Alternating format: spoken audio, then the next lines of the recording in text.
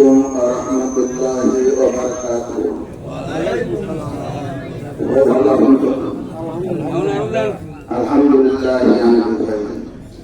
الحمد لله الحمد لله نحمده ونستعينه ونستغفره ونؤمن به ونتوكل عليه ونعوذ بالله من شرور أنفسنا ومن سيئات أعمالنا من يهده الله فلا مضل له ومن يضلل فلا هادي له ونشهد أن لا إله إلا الله وحده لا شريك له ونشهد أن سيدنا وحبيبنا ومولانا محمدا عبده ورسوله الذي رسله بالحق بشيرا ونذيرا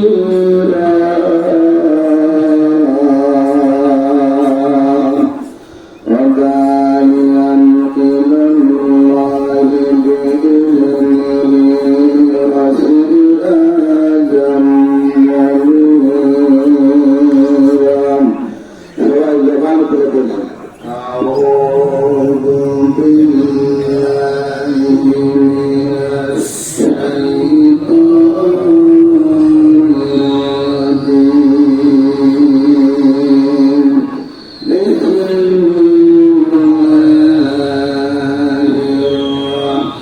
الله الرحمن الرحيم.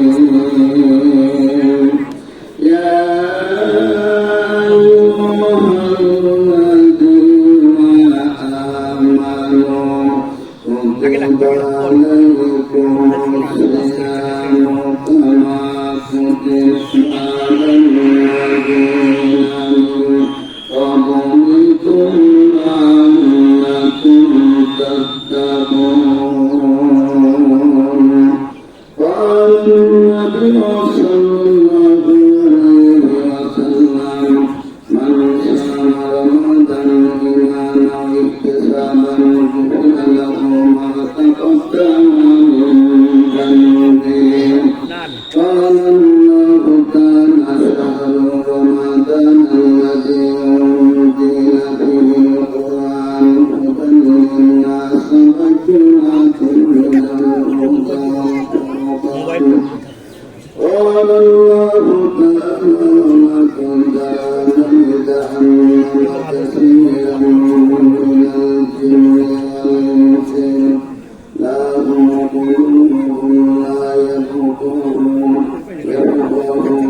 بها ولا هم أعين لا يبصرون بها ولا هم آذان لا يسمعون بها أولئك كالأنعام بل هم أضل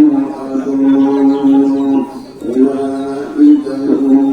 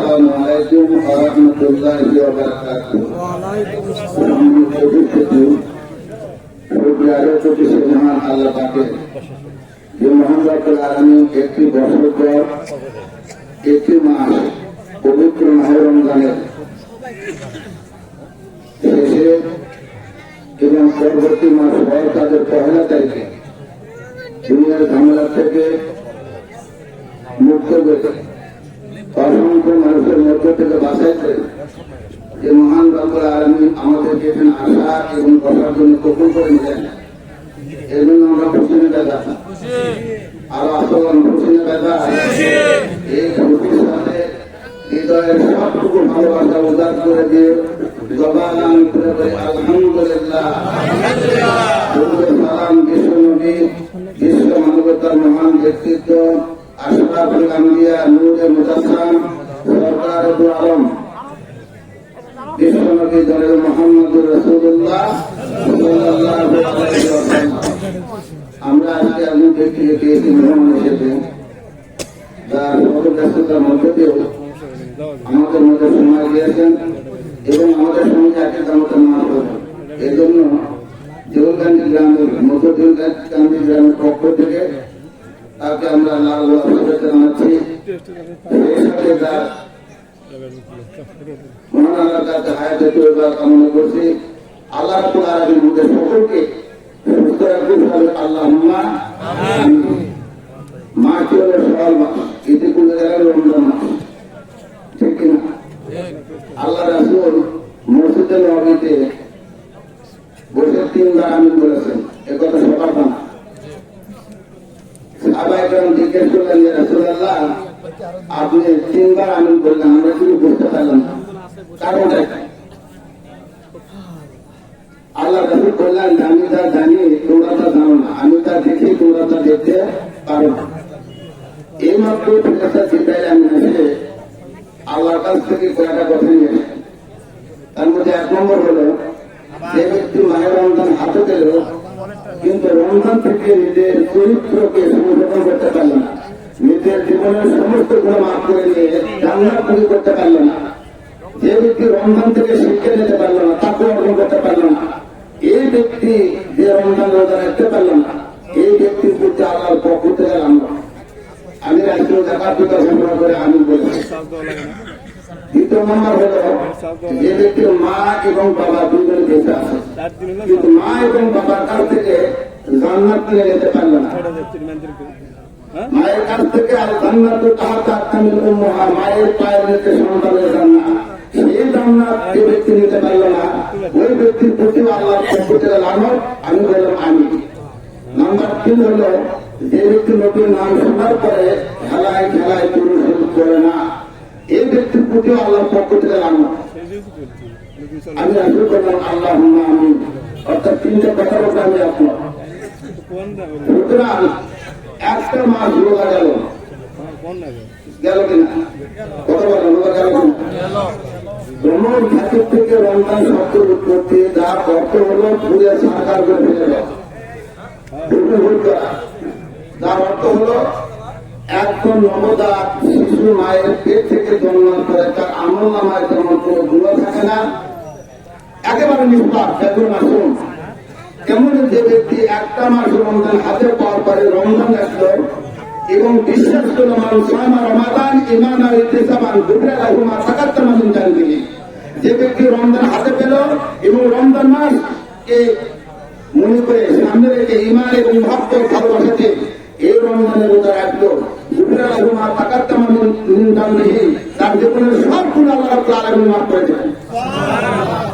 সুবহানাল্লাহ, শব্দগুলো ভালো হয়। তার মানে রোজা তারা শুনতে বেশি না দেওয়া তারা শুনতে বেশি, তাদের বোঝা যাচ্ছে সুবহানাল্লাহ, তারও গোড়া হওয়া কথা। সুবহানাল্লাহ বললে গুনাহ হয় না নেকি হয়? আবার বড় বড় নেকি হয় না গুনাহ? যদি নেকি হয় শুধু নেকি না, কোন ব্যক্তি যদি আলহামদুলিল্লাহ রাব্বিল আলামিন বা আলহামদুলিল্লাহ মহব্বত ভালোবাসা ঈমান করে, আসমানের নিচে জমির উপর পুরো ঢাকার জায়গাটা তার আমল নামায় নেকিতে ভর্তি করে দেন। তাহলে আমরা এখানে নেকি কামাই, ঠিক কিনা? একটা মাস রোজা রেখেছি, এরপরে ঈদের মাজারে এসেছি, হাজার হাজার মানুষের সঙ্গে একই কাতারে কাতার করতে হয়ে আমরা নামাজ আদায় করব। এসব শ্রমিক চাকরি দেওয়ার ফিরিস্টের নির্দিষ্টের যত কোয়ালিটির মানুষ আছে, সর্বস্তরের মানুষ হিংসা কিনা দিতে সব পরিত্যাগ করে একই কাতারে কাতার করে ভাই ভাই হিসেবে আমরা 2 রাকাত নামাজের মধ্য দিয়ে আজকে 3টা অর্থাৎ ঈদুল ফিতরটা আমরা করব।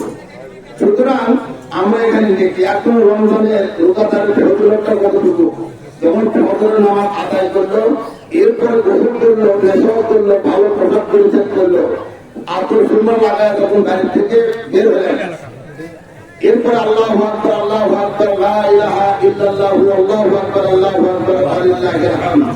এই তাকবীরের তাকবীর দিতে দিতে দিতে দিতে আমাদের মাঝে আসলেন, অর্থাৎ এই তার মাঝে আসলেন। আল্লাহ রাব্বুল আলামিন তার দুই পাকে রহমতের ফেরেশতা নাযিল করে দেন তাকে সম্মান করে দেওয়ার জন্য এবং তার গুনাহ মাফ করার জন্য। এরপরে যখন তারা এই কার মাঝে এসে পৌঁছে যায়, আল্লাহ রাব্বুল আলামিনের কাছে এই ফেরেশতা বলেন, রব্বুল আলামিন তোমার আদরের বান্দাকে আমি ইফতার মাধ্যম পর্যন্ত এনেছি, এখন আমার কাছে না। আল্লাহ রাব্বুল আলামিন বলেন, আমার ওই বান্দা যতক্ষণ অপেক্ষা করবে তুমি তার পাশে থেকে আমি আল্লাহর কাছে ওই বান্দার জীবনের গুনাহের জন্য আমি আল্লাহর কাছে দোয়া করব। আপনার আমার দোয়া করবো না হয়তো পারে, ফেরেশতাকে দোয়া করতে হবে, সে আপনার আমার জন্য দোয়া করবে। সুতরাং আমরা এসেছি, যতক্ষণ আল্লাহ রাব্বুল আলামিন আমাদের নির্ধারিত সময় পর্যন্ত রাখবেন এতক্ষণ আমরা আল্লাহ এবং আল্লাহ রাসূলের নাম জবান করে মহব্বত করব। আসুন, এই একটি মাস রমজান আমাদের মাস থেকে বিদায় হয়ে গেছে, আবার সময় চলে গেছে। এই একটি মাসে আমরা কে কতটুকু কি করেছি, এই রমজানের সঙ্গে কতটুকু আদর রক্ষা করেছি, এই মায়ের রমজানকে গ্রহণ করে আমরা কে রোজা রেখেছি, কে নামাজ পড়েছি, কে কি করেছি, এটা কাউকে জিজ্ঞেস করা, নিজের বিবেককে জিজ্ঞেস করলে আপনার সময় বের হয়ে আসে। এরপরে আমরা ফিতরাও আদায় করেছি, করে নাই। ঈদের ময়দানে আসার পূর্বে মুহূর্তে যদি একটা বাচ্চাও অনুষ্ঠিত হয় তাহলে তারও ফিতরা আদায় করে এখানে আসতে হবে। এই ফিতরা আদায় যদি আপনি আমি বর্তমান প্রেক্ষাপটে একটা বিষয় আছে যে এক কার্টুন কাপড় কিনে আমি ফিতরা আদায় করলাম, কয়েকজন গরিবকে দান করলাম, আমার জানা নাই, যদি কারো জানা থাকে তাহলে আমি তার কাছ থেকে শিখে নেব। ফিতরা কখনই কাপড় দিয়ে বা অন্য কিছু আদায় হয় না, ফিতরা টাকাই দিতে হবে। জাকাত জাকাতের টাকাই দিতে হবে। যদি কেউ মনে করেন যে এটা না, তাহলে আপনার যারা আমাদের বয়সী হাদিসে শিখে নেওয়া শুরু হয়। তবে আমারও যতটুকু জানা আছে, ফিতরা এবং জাকাতের টাকা দিয়ে এটা আদায় করতে হবে, কোন মাধ্যমে নয়, হিসাব করে। অর্থাৎ একটা ফিতরা হলো অর্থসা, এই অর্থসা গুণ বা ময়দা এরই দাম মূল্য, অর্থাৎ 1 কেজি 590 গ্রাম, 1 কেজি 590 গ্রাম প্রতিটা মানুষের উপর একটা করে ফিতরা। এই ফিতরা যদি কোনো ব্যক্তি আদায় না করে এই গ্রাম ময়দানে আসা হয় তাহলে তার রোজা থাকবে যে সময় বর্তমান অবস্থায়, আকাশও যাবে না, জমিও থাকবে না। সুতরাং ফিতরাটা আদায় করা বাকি আপনার দায়িত্ব। আল্লাহ রাব্বুল আলামিন এটাও করার আমাদের সুযোগ দিলেন, এরপর আমরা ঈদের ময়দানে আসলাম। কিন্তু আর একটা বিষয় আছে, এই যে ফিতরাটা আমরা আদায় করি, কোরআন ফিতরা আদায়, কিন্তু সমাজে এমন অবস্থা আছে, এমন ব্যক্তি আছে যে ভিক্ষাও করতে পারে না, অভাবের তাড়নায় কারো কথা হাত কাটতেও পারে না, কারো কাছে নিজের দুঃখ মোচনের কথা বলতেও পারে না। আসলে এরকম এক সময় ভালো ছিল, সেগুলো কারণে সে তার পারিবারিক অবস্থা অত্যন্ত সুন্দর পর্যায়ে আছে, কিন্তু সে দুঃখ কষ্ট সহ্য করে আছে। আপনাকে আমাকে বলা বা লজ্জা করতেছে না। আপনার আমার দায়িত্ব হলো ওই লোকটাকে আপনার চেনেন, আমিও চিনি। আপনার সমাজে কে কোন অবস্থায় আছে আপনি ভালো করে জানেন, আমার সমাজে কে কোন অবস্থায় আছে সেটাও আমি ভালো করে জানি। আপনার আমার দায়িত্ব হলো ওই ব্যক্তিকে ফিতরার টাকা জাকাতের টাকা হাতে পৌঁছে দিলেন, ওই পৌঁছে দেওয়ার আগে আল্লাহর আরশ পর্যন্ত আল্লাহ রাব্বুল আলামিন আপনার উপর সন্তুষ্ট হয়ে যাবেন। সুতরাং এই কাজটা আমাদের করে দেয়। আসুন, এরপরে আমাদের কাজ হলো সকালবেলা একটু মিষ্টি খেয়ে আসা। আপনি আমি মিষ্টি খেলাম, সময় খেলাম, কিন্তু আপনার 500 কোটি একবার খাইতে পারলে আরে এখন তো রোজা নামাজ অনেক সহজ, তার অভাব নেই, স্বভাব আছে, অনেক রকমের ইফতারি আমরা করছি। এমন সময় গেছে যে সময় একটা খেজুর ভাগ্যে মুসিবত করে আসলে এই সময় জানি যারা বড় আপনার মিল গেছে তারা ভালো করে বলতে পারে। হযরত মা ফাতেমা রাদিয়াল্লাহু তাআলা আনহা ইনি নিজের পরিবার টুকরো দুইয়ের সন্তান, বলেন মা আমরা ঈদের ময়দানে যাবো, আমাদেরকে কাপড় দেবো। মাসজিদে কাপড় দূরের কথা, আমার ঘরে আমি আমার স্বামীকে দুইটা পরিবার টুকরো সন্তানকে দুই রকম খাওয়ায় ঈদের ময়দানে পাঠাই দেবো, সেই খাবারের ব্যবস্থাটা তো আমি ঘরে নিই। আমি তারা কি কাপড়টা ধুয়ে খাই, সন্তানের কান্না করছিলেন, সন্তান হাতার ওই জায়গায় ধরেছেন। মা চিন্তা করলেন যে উপায় তো নাই, ঠিক আছে বাবা তুমি যাও, গোসল করে আসো, তোমার কাপড়ের ব্যবস্থা আমি করতেছি। এবং সন্তান দুইজন হাসপাতাল হোসেন দরকারি ছেলে আনন্দে গোসল পারে গেলেন। গোসল করতে ভাই আজকে আমরা অনেকদিন পর নতুন কাপড় পাবো, মা আমাদের কাজ দিয়েছে নতুন কাপড় দিন, সুতরাং চলো আমরা তাড়াতাড়ি গোসল করে চলে আসি। হাসান হোসেন গেলেন গোসল দিতে, আর মা ফাতেমার কাজ মা দিলেন ঘরের মধ্যে দরজা লাগায় চালা কাটতেন। আমি আর ঘরে তো কি আছে খাবার সেজন্য দেখতেছি, একটা ক্ষেত্র নাই, কিন্তু আমার হাসান হোসেনকে আমি কি দিয়ে সান্ত্বনা দেবো? আমি তো কাপড় দেওয়ার দাবি, কাপড়ের দাবি করেছি, আমি তো কাপড় দিতেও চাইছি না, তোমার কাপড় আমি দেবো। গোসল করে আসি, গোসল করে আসার পর আমার সন্তান তো কাপড় আমার হাতে আমি দেবো।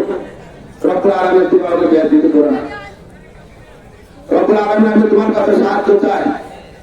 সেটাই করে মা ফাতেমা কাঁদলেন, আল্লাহর আরশ পর্যন্ত তার সেজদা করেছে। আল্লাহ রাব্বুল আলামিন বললেন জিবরাইল আর দেরি করে না, ফাতেমার কান্না আমি আল্লাহর সহ্য হয় না, আমার আরশে পৌঁছেছে, দাও জান্নাত থেকে কাপড় নিয়ে তুমি আমার হাসান হোসেনকে দিয়েছো। আরো আসতে কোন সুবহানাল্লাহ। এরপরে কাপড় নিয়ে এসে দরজায় দাঁড়ায় আছেন, মা ফাতেমা ঘরের দরজা লাগায় কান্না করছেন। হাসান হোসেন গোসল করে দরজা গেটে আসলেন, আরো বেশি ব্যক্তিকে দেখে তিনি সালাম কালাম বিনিময় করলেন। সালাম কালাম বিনিময়ের পরে আরো বেশি ব্যক্তি বললেন যে বাবা হাসান হোসেন, এই যে তোমাদের নতুন জামা কাপড়, আপনি কেন? বলে তোমার মা কাপড়ের অর্ডার দিয়েছে, সেই কাপড়টা দেওয়ার জন্য আসে। হাসান হোসেন কাপড় নিয়ে ঘরের মধ্যে ঢুকলেন, মা মা করে ডাক দিলেন, মা মা করে ডাক দিলেন। সে মা জবাব দিলেন দর্শকটা থেকে উঠে মাথা তুলে বলে বাবা একটু অপেক্ষা করে দরজা খুলে দিচ্ছি। দরজা খুলে দিলেন, বলে মা তুমি যে কাপড় অর্ডার দিয়েছিলে সেই কাপড়। মা ফাতেমা চিন্তা করলে আমি তো কাপড়ের অর্ডার দিয়েছি একমাত্র আল্লাহর কাছে, আল্লাহর কাছে আমি কান্না করছি যে কাপড়ের ব্যবস্থা তুমি করে দাও, এই কাপড় তোমাকে কে দিয়ে? অথচ কাপড় থেকে যে ঘ্রাণ আসছে, একটা জান্নাতি ঘ্রাণ আসছে, এই কাপড় দুনিয়ার বড় কাপড় না। আর সে মা আমাদের আসলে না, কথা বলেন মা আসলে নাই, মারা গেলেও তো আছে, মারা গেলেও তো কবরে আছে। আর তাদের আমাদের মা বেঁচে আছে। আল্লাহ রাসূল 2 নম্বরে আমি বলেছেন একটা কারণ, সেটা হলো মা এবং বাবা যদি বেঁচে থাকে তাদের কাছ থেকে জান্নাত যদি নিতে না পারো, তাহলে এক সাইডে ছোটবেলা আসমানের উপর, আসমানের নিচে জমির উপর একটা এরপর আল্লাহ লালন। আর আমাদের অধিকাংশ মানুষের কাছে আর মা এবং বাবা অবহেলিত। এমন নদীর আছে নিজের মা এবং বাবাকে বৃদ্ধাশ্রমে আমরা ফিরে এসেছি, দেখে এসেছি। আসলে অবস্থা একটা মা, আল্লাহ রাসূল বলেন জান্নাতু তাহতা আরকামিল উম্মাহা, মায়ের পায়ের নিচে সন্তানের জান্নাত। ওয়াকাদা রাব্বুকা আল্লা তা'বুদু ইল্লা ইয়্যাহু ওয়া বিল ওয়ালিদাইনি ইহসান। আল্লাহর পক্ষ থেকে চূড়ান্ত ফয়সালা সিদ্ধান্ত হয়ে গেল যে আমি আল্লাহর পরে তোমরা একমাত্র তোমাদের পিতামাতার সঙ্গে ইহসান করবে, উত্তম আদর্শ, উত্তম আচরণ করবে, ভালো ব্যবহার করবে। সুতরাং তোমাদের মার সঙ্গে ব্যয় করে না। আল্লাহ রাব্বুল আলামিনের নবী, বিশ্ব নবী সাল্লাল্লাহু আলাইহি সাল্লাম হযরত আলীকে বললেন, আলী তুমি জান্নাতের মূল্য দিয়ে ঘুমায় যাও, এর আগের মতো ঘুমায় না। আলী রাদিয়াল্লাহু তাআলা আল্লাহ রাসূলকে বললেন, ইয়া রাসূলুল্লাহ জান্নাতের মূল্য কত টাকা? আল্লাহ রাসূল বলেন, এই পৃথিবী গোটা পৃথিবী 70 বার বিক্রি করার পরে সমস্ত টাকা এক জায়গায় করে জান্নাতের একটা ইটের মূল্য হবে। হযরত আলী বললেন, এই পৃথিবী তো আমার পাবো না, অতএব এই পৃথিবী আমার বিক্রি করা সম্ভব না, অতএব আমার জান্নাতও যাওয়া সম্ভব না। আল্লাহ রাসূল আলীর দিকে তাকায় দেখলেন, আলী একেবারে চেহারা কালো হয়ে গেছে, চিন্তায়।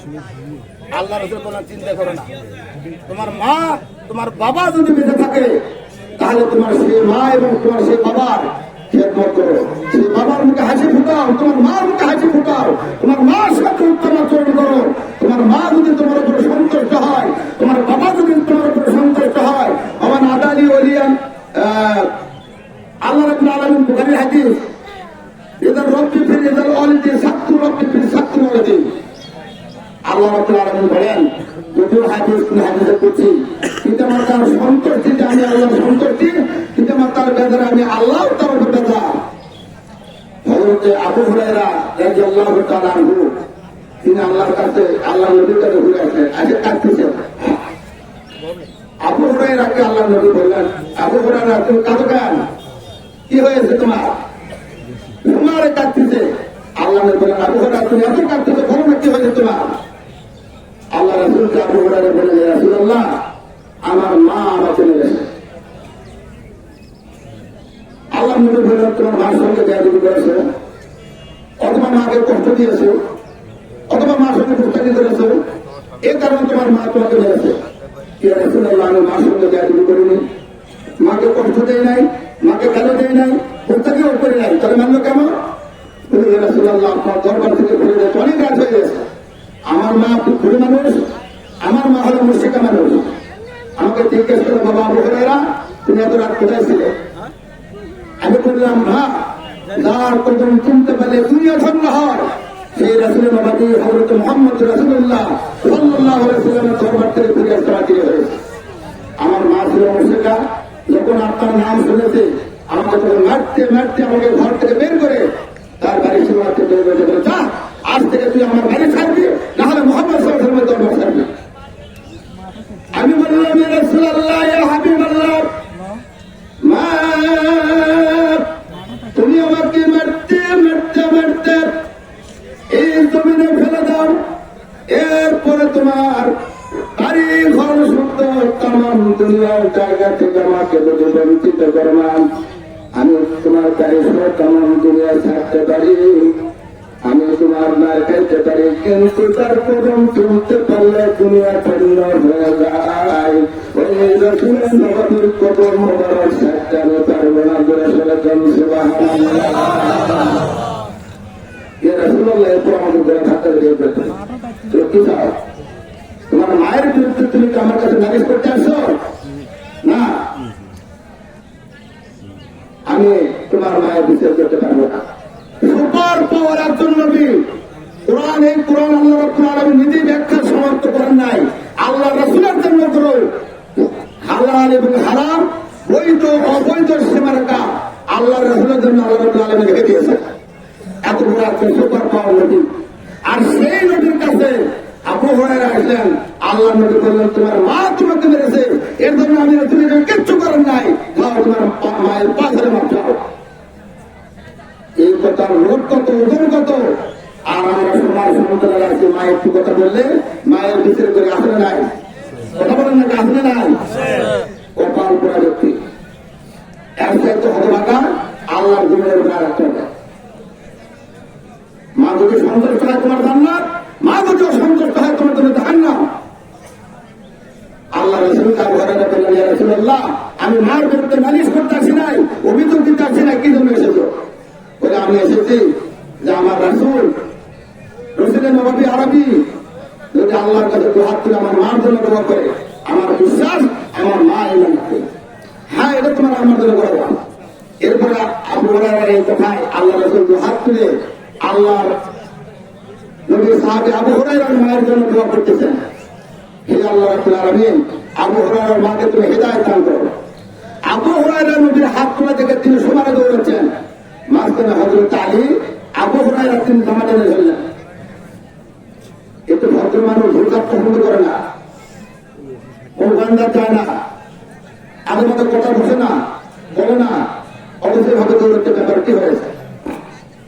আবু হুরায়রা জামা ছিনিয়ে দিল, তোমরা আমাকে ছেড়ে দাও। কি হয়েছে? আমার ভাই আবু বকর, আমার নবী, বিশ্ব নবী, আমার মায়ের জন্য আল্লাহর কাছে হাত তুলে দোয়া করতেন। আমি দৌড়ে দৌড়ে বাড়িতে যেতে চাই, আমি দেখতে চাই যে আমার দৌড়তে আগে আমি বাড়িতে পৌঁছতে পারি, আর না আমার বিশ্ব নবী রাহমাতাল লিল আলামিন আমার বাড়িতে আগে পৌঁছে ধরে সুবহানাল্লাহ। এরপর আমি যখন বাড়িতে গেলাম, বাড়িতে যাওয়ার পর আমি মা মা করে ডাক দিলাম, মা সুন্দর করে নরম ভাষায় বললাম, তারপরে আবু হুরায়রা একটু অপেক্ষা করে দরজা খুলে দিচ্ছি। আবু হুরায়রা অপেক্ষা করো, তোমার জন্য আমি দরজা খুলতেছি।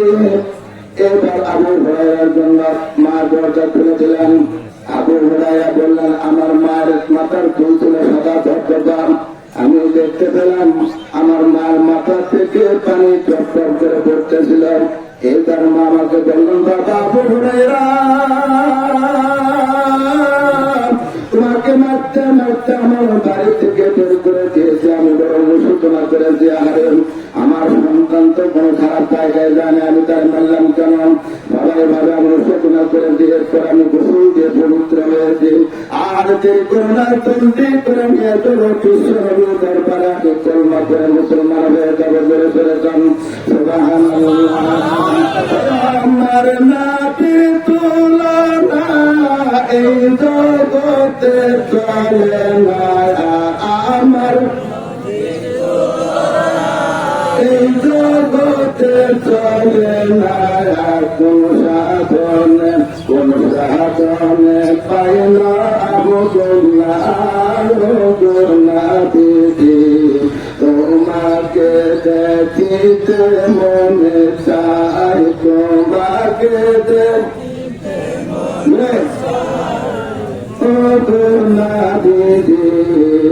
তোমাকে দেখিতে মনে চাই, আমার নাবি তুলনা মদিনাতে চলে না, আমার নাবির মদিনাতে চলে না, কোন সাধনে পাইল আমি না নাবিজি। তোমাকে দেখিতে মনে চাই, তোমাকে দেখিতে মনে চাই ও গো দরদি। তোমাকে দেখিতে মনে চাই, আমার নাবির তুলনা আরো সাথে চলে না, কোন সাধনে পাইল আমি না ও গো নাবিজি। তোমাকে দেখিতে মনে চাই।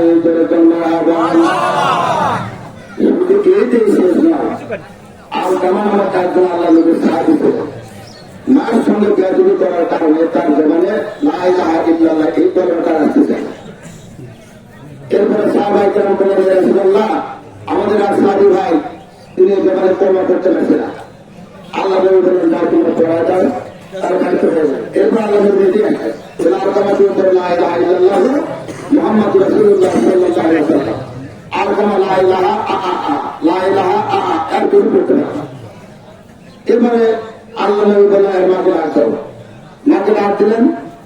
মাকে বললেন, আপনার সন্তান আলকামা আপনাদের উপর ত্যাগী করেছে, হ্যাঁ আমাদের ত্যাগী করেছে, আমার আমাদের খুব আঘাত পেয়েছে, আমার কলিতে শেষ হয়ে গেছে, এই কারণে আমি তার উপর আমার লাভ করেছি। বলে, মা তোমার সন্তানকে তুমি ক্ষমা করবে? বলে, আমি ক্ষমা করবো। করবে না? বলে, না, ঠিক আছে, তোমার কাজ সংগ্রহ করো। তুমি কাজ সংগ্রহ করে আগুন জ্বালাও, আগুনের মধ্যে আলকামাকে ফেলে দাও, কারণ তার এও কারো শেষ, কোনো কারো শেষ। এই মারা কারো সারি ধান নেবে। কে বলছে? কথা বলেন, কে বলছেন?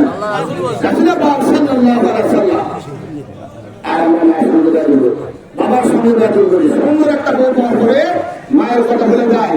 মাসের পর মার বাইরে থাকি, মায়ের কাছে একটা মোবাইল দেওয়ার সুযোগ পেলে আমার কথা ঠিক কিনা?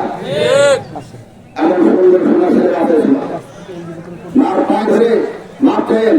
মা যদি আপনার উপর সন্তুষ্ট হন, তার হাত পায়ে জমা করে আপনার সংসারে আপনার ভাগ্যের উন্নতি করতে পারবেন না। আর আল্লাহর পক্ষ থেকে সিদ্ধান্ত হয়ে গেছে। এবার তার ফলন হলো আগুন জ্বালানো হলো, আর আমাকে নিক্ষেপ করা হবে। মা তো মা বললেন, এখানে আগুনের একেবারে কুণ্ড করে ধরেছিলেন, আর তোমাকে হাতে আগুনে নিক্ষেপ করবে কেন? মা যখন তাকে ক্ষমা করে নাই, যেহেতু সে ব্যক্তি জাহান্নামী, এই কারণে তাকে আগুনের মধ্যে নিক্ষেপ করা হচ্ছে। মা তো রাসূলুল্লাহ, আমি তো মা, আমার উপর অপরাধ করেছে, আমার কাছে আমাকে আঘাত দিয়েছে, আমি আঘাত পেয়েছি, কিন্তু আমার সামনে আমার সন্তান, আমার পরিবার টুকরো সন্তান আগুনে পুড়ে যাক, এটা আমি মা বরদাস্ত করতে পারবো না। ইয়া রাসূলুল্লাহ, আমার মাকে আমি আমার সুন্দর দেশে দেন, আমার সন্তানকে আমি ক্ষমা করতে পারি। এরপরে আলকামাকে বললেন, আল্লাহ আলকামা তুমি এখন করে লা ইলাহা ইল্লাল্লাহু মুহাম্মাদুর রাসূলুল্লাহ সাল্লাল্লাহু আলাইহি ওয়াসাল্লাম। আলকামার সাথে সাথে করে নিলেন, লা ইলাহা ইল্লাল্লাহু মুহাম্মাদুর রাসূলুল্লাহ সাল্লাল্লাহু আলাইহি ওয়াসাল্লাম। তার মা কত বড় দিদি, ওই যে কথা বলছিলাম, আল্লাহ রাসূল বলেন জান্নাতের মূল্যতে ঘুমাও। জান্নাতের মূল্য কত? পৃথিবীর 70 কেজির মূল্য হবে। আর জান্নাতুল তাহতা তামিনুল মুহা, ওই জান্নাতটা যদি মায়ের পার দেওয়া হয়, মায়ের দাম কত? চিন্তা করেন, যে ব্যক্তি আপন যে জ্ঞান দিয়ে চিন্তা করেন মায়ের মূল্য কত। সুতরাং আমাদের যাদের মা আছে, আমরা মার কাছে কখনো অপরাধ করবো না, মাকে প্রোগ্রাম গায়ে কথা বলবো না, মাকে গাল দেবো না, এমন ব্যবহার করে মা আমাদের প্রশ্ন করতে থাকে। আল্লাহ রাব্বুল আলামিন আমাদের সকলকে আমাদের যাদের মা বেঁচে আছে তাদের খেদমত করে যাওয়ার তৌফিক দান করুন, আল্লাহুম্মা আমিন। দ্বিতীয়ত হলো রমজান। এই রমজানের গোড়া রোজা যারা রাখতে পেরেছে তারা সফলতা, আর রোজা যারা রাখতে পারি নাই, নামাজও করি নাই, তার মনে হয় আরো ভালো সফলতা নাকি? হ্যাঁ, কথা বলেন নাকি? তারা আরো করেছে। যারা রোজা রাখতে পারেনি, নামাজও করি। আমাদের একটা মন আছে না, এখানে হাজি খাজুদ্দিনের মন আছে না? আমি যখন তারা নামাজ পড়ে যাই বা নামাজ পড়া করে আসি, এমন কোন চাষ কোন লাইনে সেটা ফাঁকা আছে। আচ্ছা, এই ব্যাপারে গুলো জিজ্ঞেস করে এরা কি নামাজ পড়তে ঢুকছে আল্লাহর হস্তে, এরা আর বাড়াই আল্লাহর হস্তে ঢুকছে। এখন যতক্ষণ ফোন না আসবে এতক্ষণ পর্যন্ত এখানে রয়েছে। আচ্ছা, আল্লাহ না করে বই বসতে যদি আপনার নিতে ঘাটটা আলাদা দরকার কি দিবে? হ্যাঁ, টিভিতে লাগাইছে, আপনি তো ছবি দেখতেছেন, সব ছবি দেখতেছেন। এই অবস্থায় যদি আপনার মৃত্যু হয়ে যায়, এমন আহাম্য যে মসজিদে না নামাজটা করে এই সঙ্গে তার মৃত্যু করতেন।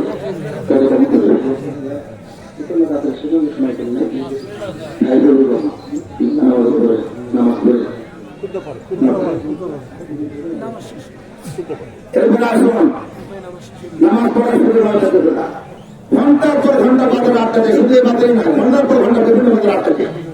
এমনকি আমার চোখে পড়েছে মসজিদের ইমাম সাহেব ঘন্টার পর ঘন্টা বাজারে আটটা চাই। কথা ঠিক না ঠিক? আমার আসে বল কথা ঠিক নিতে পারি। ওই ইমাম সাহেবকে আমার প্রশ্ন, যদি আল্লাহ রসুলের ভাষায় যে সত্য হয়, আল্লাহর কোটে যে সত্য হয়, দুনিয়ার মধ্যে সবচেয়ে উৎকৃষ্ট জায়গা হলো মসজিদ, আর নিকৃষ্ট জায়গা হলো হাট বাজার। আল্লাহর ঘর মসজিদ হলো জান্নাতের জায়গা বাগান, আর জাহান্নামের জায়গা হলো হাট বাজার। এটা যদি আল্লাহ এবং আল্লাহ রসুলের ভাষা হয়, আপনি একজন খতিব, আপনি কোন আটকেলে ঘন্টার পর ঘন্টা বাজারে হতে পারে? আপনার মধ্যে কোন মুসলিম আছে? আপনার যদি সাহস থাকে এই কথা হাদিস এবং কোরআনের খণ্ডন করার সামনে দাঁড়ান, আপনার কথা বলে খণ্ডন করে তো।